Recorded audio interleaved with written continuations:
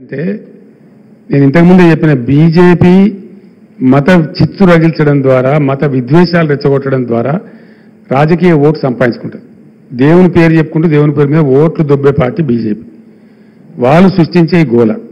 నేను ఒక్కటే మాట చెప్తా ఉన్నా, వాళ్ళు ముస్లింలా హిందువులా మరొకలా అని కాకుండా ఏ ప్రజలైతే ఇప్పటికి కూడా అసమానతకు గురైతా ఉన్నారో, ఏ ప్రజలైతే వాళ్ళకి రావాల్సినటువంటి వాటా పొందలేకపోయినరో, వాళ్ళు ఎస్సీలు కావచ్చు, ఎస్టీలు కావచ్చు, బీసీలు కావచ్చు, ఎంబీసీలు కావచ్చు, ముస్లిం సోదరులు కావచ్చు, ఎవరైనా కావచ్చు, వాళ్ళకు న్యాయం జరగాల్సిన అవసరం ఉంది. ఇలా ఎస్సీలకు కూడా ఇలా 15% రిజర్వేషన్ ఉంది దేశంలో.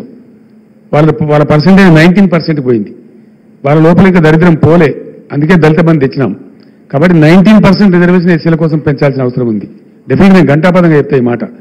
ఎవరైతే అల్పాదాయం కలిగి ఉన్నారో, ఎవరైతే ధనవంతులతో పోటీ పడలేకపోతున్నారో, ఎవరైతే అర్హులై ఉన్నారో, కులాలకు మతాలకు అతీతంగా అందరికీ రిజర్వేషన్లు ఉండాల్సిందే, అవి కొనసాగాల్సిందే.